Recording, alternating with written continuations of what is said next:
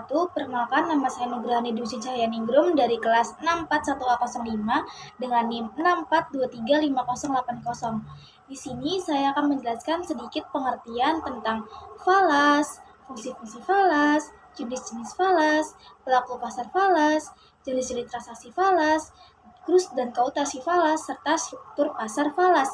Yang pertama, pengertian falas atau valuta asing. Valuta asing atau yang biasa disebut dengan falas adalah mata uang asing yang digunakan sebagai alat pembayaran. Falas dapat dijadikan suatu bentuk investasi dan perdagangan secara umum. Falas dalam bahasa Inggris dikenal dengan nama forex exchange atau forex. Adapun wujud dari valuta asing atau falas ini berupa mata uang asing. Namun, tidak setiap mata uang asing dapat dipakai langsung untuk melakukan pembayaran, tetapi harus ditukarkan terlebih dahulu dengan mata uang yang berlaku secara internasional. Pertukaran falas untuk mempermudah transaksi-transaksi keuangan perdagangan internasional dapat dilakukan di pasar valuta asing.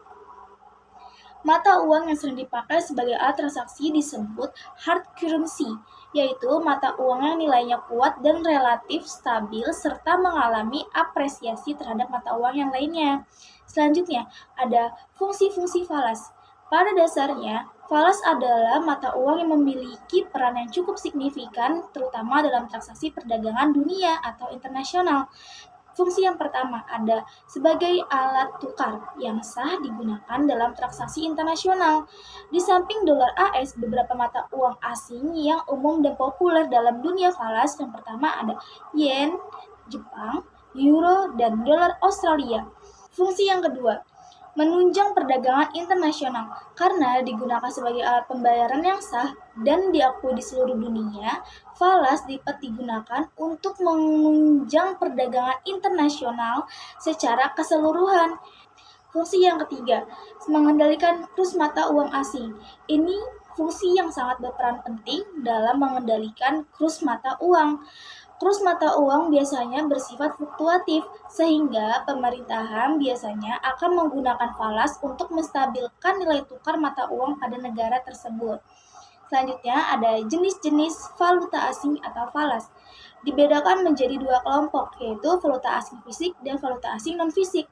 Valuta asing fisik berkaitan erat mengenai uang asing atau uang dari negara lain yang berbentuk uang kartal, baik berupa uang kertas bank atau uang kertas negara maupun uang logam. Valuta asing non-fisik berbeda dengan valuta asing fisik. Dalam valuta asing non-fisik, ini uang yang beredar di dalamnya adalah yang berbentuk uang giral atau surat-surat berharga, misalnya seperti cek, wesel, international money, travelers. Selanjutnya ada pelaku pasar falas. Siapa aja sih pelaku pasar falas? Dalam pasar valuta asing dibedakan menjadi dua kategori, yaitu pasar klien dan pasar antar bank. Dalam pasar klien, bank bertransaksi langsung dengan nasabahnya. Nasabah bank adalah pemerintah, bank sentral, individu, pialang pasar, spekulan, dan lembaga keuangan yang tidak memiliki akses ke pasar antar bank. Setiap orang bisa menjadi pelaku pasar falas. Pelaku pasar falas beroperasi dalam pasar yang sangat liquid dan bergerak cepat, di mana nilai tukar mata uang dapat berubah dalam hitungan detik. Mereka menggunakan berbagai strategi perdagangan untuk mencapai tujuan mereka, mulai dari perdagangan jangka pendek hingga perdagangan jangka panjang, dan dari spekulasi hingga lindung nilai risiko. Nah, pelakunya yang pertama, perorangan atau perusahaan. Sebuah perusahaan atau seseorang dapat menggunakan valuta asing dalam melakukan perdagangan dalam falas. Contohnya seperti eksportir maupun importir, investor internasional, dan lain sebagainya. Pelaku yang kedua, bank sentral. Dalam hal ini, bank sentral memiliki peran untuk menstabilkan kurs mata uang dari negara yang dikenal atau bersangkutan. Dan bank sentral memiliki fungsi serta peran sebagai pengawas dan pengendalian dalam melakukan transaksi jual beli falas. Peran yang ketiga ada pemerintah. Pemerintah memiliki tujuan untuk membayar hutang luar negeri dalam valuta asing tersebut. Pelaku yang keempat ada arbitrator dan spekulan.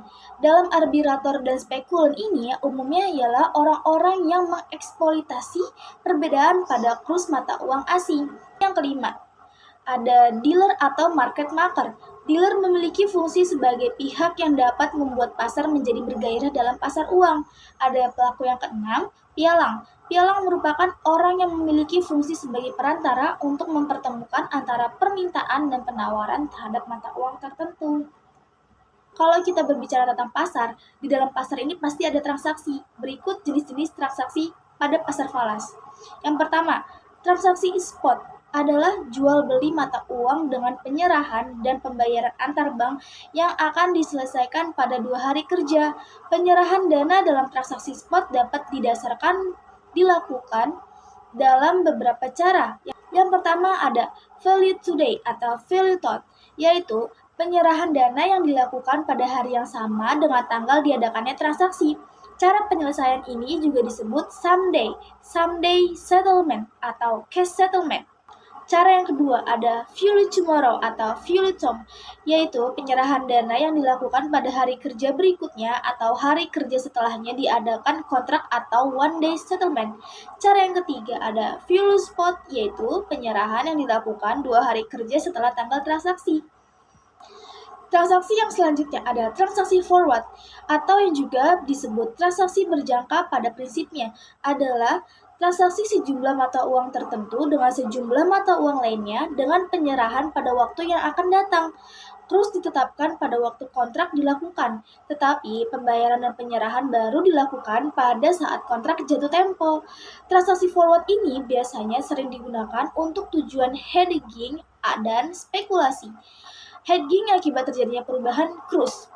Transaksi yang ketiga ada transaksi swap dalam pasar antar bank, adalah pembelian dan penjualan secara bersamaan sejumlah tertentu mata uang dengan tanggal valuta atau penyerahan yang berbeda. Jenis transaksi swap ini yang umum adalah spot terhadap forward. Dealer membeli suatu mata uang dengan transaksi spot dan secara simultan menjual kembali jumlah yang kepada bank lain dengan kontrak forward. Selanjutnya ada pengertian kurs dan kautasi valuta asing.